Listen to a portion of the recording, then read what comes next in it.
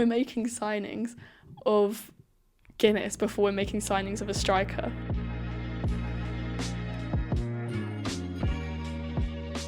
Welcome back to the Arsenal Humans podcast with me, Luce. I hope you're all good. I feel like it's actually been quite an exciting summer. I've done more videos because I feel like there's a lot to talk about right now as a Gooner.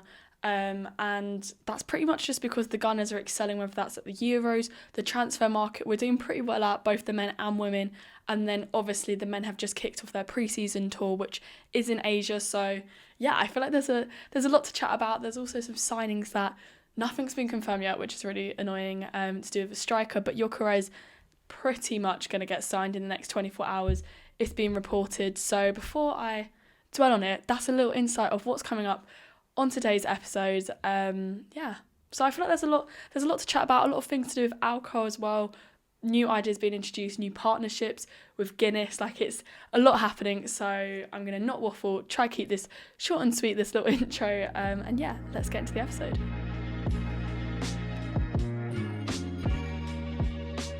Okay, so with this recent idea that Gyokeres is pretty much a gunner, I kind of wanted to create my warm-up poll question around this idea, because for many Arsenal fans, looking at just the men's side, this is, over the last few years, we've been thinking, what is the missing piece? And for me, I think it's obviously more than just one player. You need squad depth and everything, but I feel like we've got that squad depth in this transfer window. We're slowly getting there, but it's just that one player, that out-and-out striker we're looking for. And with Gyokeres pretty much coming to Arsenal, I mean, it's pretty much done. I can't wait. In the next episode, I'll be reviewing whatever video Arsenal create, basically, because it's pretty much certain that he is going to become an Arsenal player in the next couple of days. So I'm excited about that episode.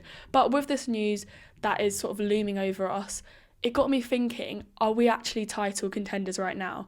And that is basically what I based my warm-up poll question on. So the question I put out is this the year Arsenal win the Premier League? I feel like it's been a while. It's been, nearly 2 decades or over 2 decades at this point.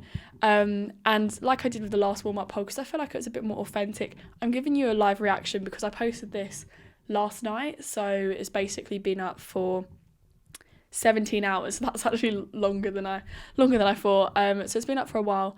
And thank you to everyone that voted. This, by the way, as I say every week, this is over on Instagram. My Instagram account is luce.case, so luce.case, because my name is Luce Case, so, works with that. So yeah, basically, let's just get into it. So the votes, 56% of you said yes, Arsenal will win the league, and 44% of you said no, they won't. Obviously, WSL is a completely different conversation, and I will talk about that in the next coming weeks. But I think because the Premier League season has started so soon, we've already started our pre-season friendly, so we're seeing how players are slotting in, which obviously I'll get into in the main section of this pod. But also, we have that signing Gyokeres, which is pretty much done. I feel like I'm going to have to completely agree with you guys. I'm going to have to agree that I think this is the year. And if it isn't, I think there's going to be some serious questions with Arteta and his future at the club. I also just think that something must have gone majorly wrong, because if I'm looking at the competitors, I think yes, Liverpool have a very good chance still, don't get me wrong. I do also think that obviously Chelsea, they're proven to be world champions, they've won everything now, but that's over many years. That's not their current history, that's not right now. Currently, are they the best in the world? And no, I don't think they are. Obviously they've won the tournament, but so many teams that I think are good enough weren't even put into that tournament.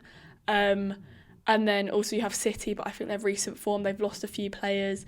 I do feel like Arsenal have a good shot. I mean, Arsenal have had a good shot the last couple of seasons. A few seasons ago when we came second, I feel like everyone was like, oh, that's a bit of a fluke. How have we done that? And then suddenly the following season, it was like, no, actually, we belong here in the top 3. And then suddenly last season, it was just so frustrating because we so easily could have beat Liverpool, but we just got complacent with our games. We dropped points, injuries happened because we were overusing certain players because we didn't build out that squad depth. Whereas this year, I feel like it's completely different because we have that squad depth going into this. We can take Saka off. Saka doesn't need to play every minute. We can take certain defenders off. We don't need Saliba and Gabriel to play all those times because we are slotting in players in there, and also our midfield 3. I think our midfield 3 is going to be one of the best in the league this season. So I have every faith the boys can do it, but obviously we can only focus on our team and ourselves, and that's where I think the confusion comes in place, because just like we're preparing for the season, I think this is the most prepared we've been the last few seasons. so other teams. So, it's sort of that debate. I did also put a place for you to comment, and just a few people, just a few comments to read out. Someone said the depth of the squad will probably be the key this season. Completely agree with that. Someone said about Arsenal's resilience, and someone else then mentioned Gyokeres. Actually, a few people did say Gyokeres, because I feel like he is a big game changer. I don't think it's just solely down to him. We can't put it all on one player, but I think him alongside the idea of all the other players as well, building up that squad depth 100% will be good for us. So I am excited for the season. It's quite funny because if I look at all the people that said no, pretty much everyone that doesn't support Arsenal of my followers. So there's not too many of you lot, but you do love voting no. So keep that coming in. I appreciate anyone that voted on that. But yeah, I feel like I'm going to have to completely agree that I think Arsenal can do it this year. We just need to not get complacent, and actually Arteta needs to be clever with his players. I think Arteta's got so much pressure on his shoulders this season. He's had it the last couple of seasons, but this season, for me anyways, and I think a lot of Arsenal fans, I think I speak for a lot of us when I say if he doesn't do the Premier League, doesn't get the Champions League this season, that's got to be him gone. So there's a lot of pressure, so I think he will get it right, or he loses his job basically. But anyways, that's enough of the warm-up poll. Let's actually get into what has been going on recently. Instead of looking to the future, let's look to the present and focus on the now.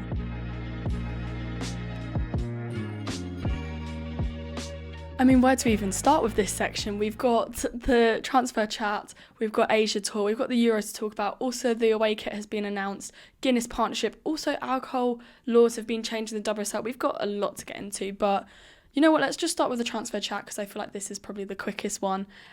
So the only news really that's come out of the club in the last few days since I last did the podcast, I feel like it's not as exciting as the other chats, but that's fair enough because I think there's going to be big news coming in the next couple of days. But the only news really that has happened is Freya Godfrey has left the club because she will permanently be going to London City Lionesses. We saw her make many appearances for them last year when she was on loan, and she is someone who has grown up in the academy at Arsenal. And what we've been doing a lot recently is putting these players out on loan to get that experience. I mean, Michelle Agyemang, obviously I'm going to get into her when I talk about the Lionesses and how amazing she has been. She is another player who is part of Arsenal's academy, played for Arsenal many years, made her senior appearances, but also now gone to Brighton. I hope we get her back this season. I mean, nothing's been announced yet, but we pretty much should, because I think what she's done, she's been amazing, but she's also been really good for Brighton. So I think this move, focusing back on Freya, is really good for her and her career progression, and maybe in the future she might come back to Arsenal and do pretty much what a lot of people have done and return back to the club where she grew up. But either way, it's good to see the progression of the younger players and how London City Lionesses, I think they're going to stay in the WSL. I have complete faith that they will be doing well in the WSL. I don't think they're going to follow the narrative of teams go up and they go straight back down. I don't think they're going to follow that yo-yo effect, so I think it's going to be really good for her. And she's alongside other Gunners, other former Gunners, and just in general, she's alongside many good players. Also, the other transfer thing to chat about is obviously Gyokeres. Pretty much is going to happen. There's an Instagram post, let me just get it up now, that I saw, and it kind of, it got me thinking that, right, should I hold off with my podcast? Is this going to happen now? When is this going to happen? But basically, 4 hours ago, so this is on Thursday the 24th of July, 4 hours ago, so around about 12ish, from Fabrizio Romano, who obviously is a very well-established source. Somehow he just finds out all of the gossip before even the teams are able to announce it. And it's sad because I know that Gyokeres has been linked with Arsenal for so long, but I feel like it's just gutting that Arsenal can't actually announce it themselves. It's obviously been announced before, but I've got to provide you guys with the information. It just says breaking, Victor Gyokeres, new Arsenal player, as documents have been approved. Gyokeres receives formal authorisation to travel as he can undergo medical as a new Arsenal player in 24 hours. So 24 hours time, it's going to be announced in the next couple of days, I reckon this weekend. Arsenal and Sporting completed the process for 63.5 million euros plus 10 million euros deal to be formally signed in the next couple of days. The Swedish machine is coming. That's, I think, all we need to hear.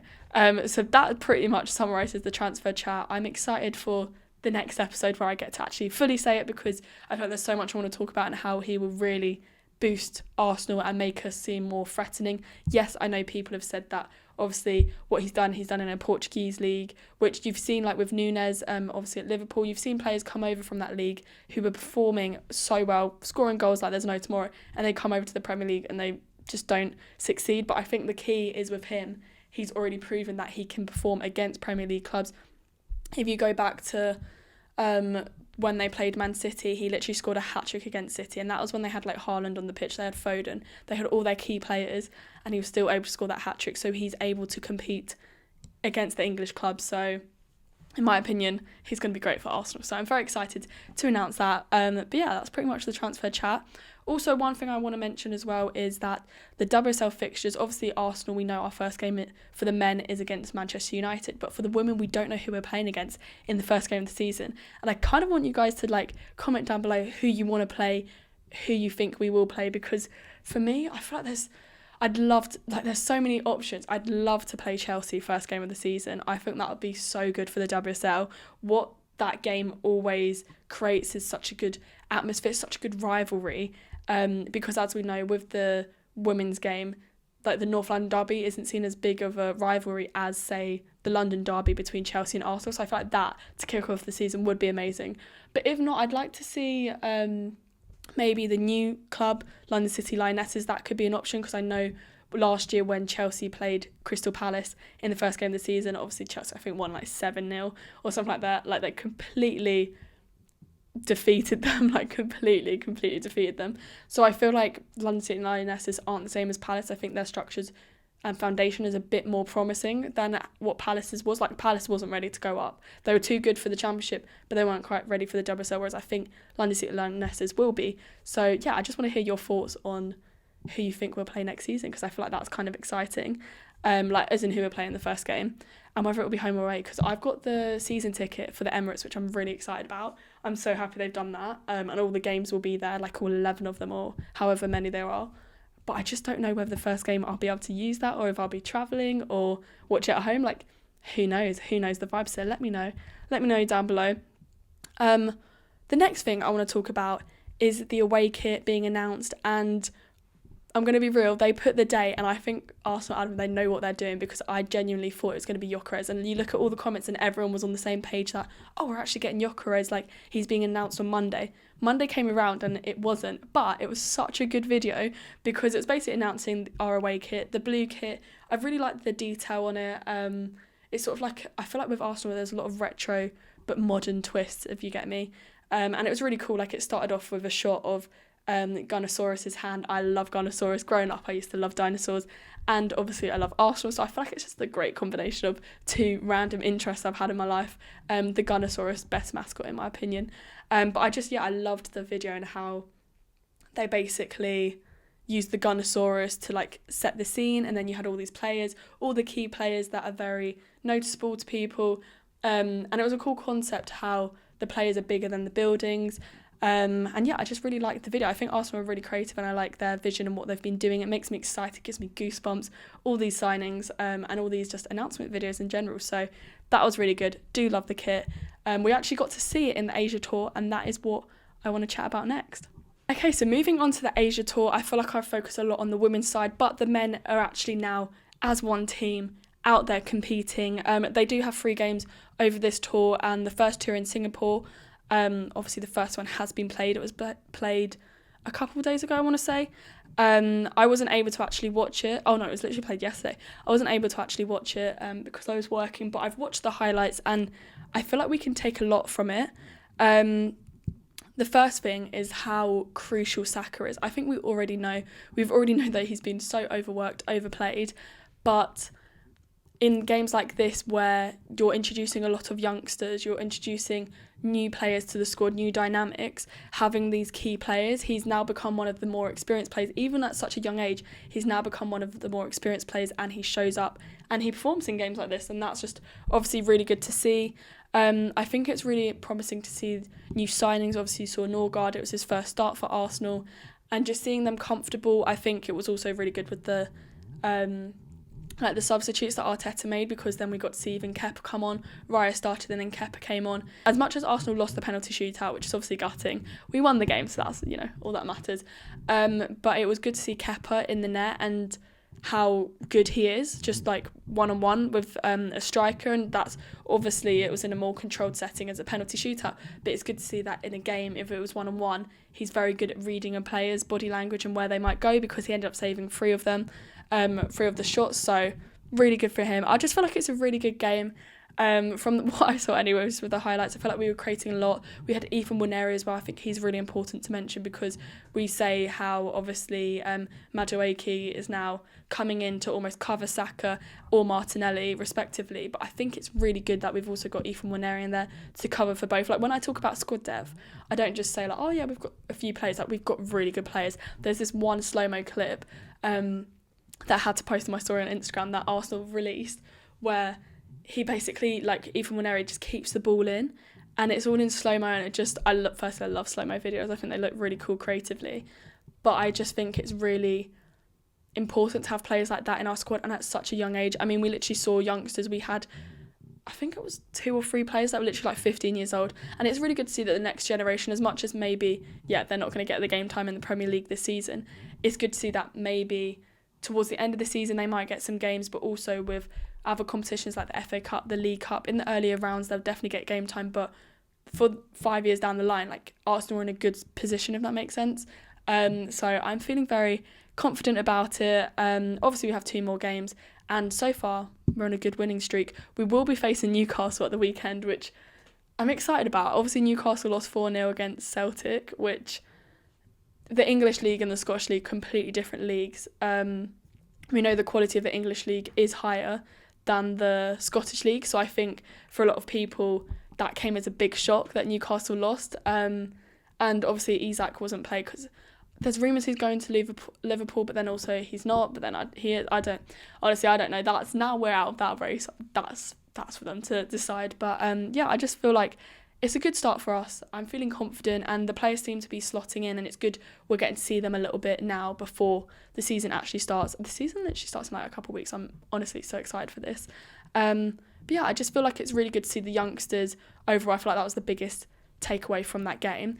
Talking about youngsters and the Gunners and how well they're doing overseas, we've got to talk about the Euros, and we've got to firstly talk about Michelle Agyemang, because as we know, there are going to be 7 Gunners in the finals of the Euros, because we have Spain versus England.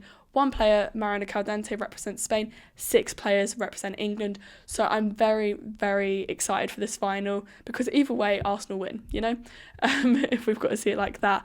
But I just thought Michelle Agyemang, when she comes on, she is so pivotal. She is a game changer by nature. Michelle's surname, Agyemang, originates from Ghana, and it literally means saviour of the nation.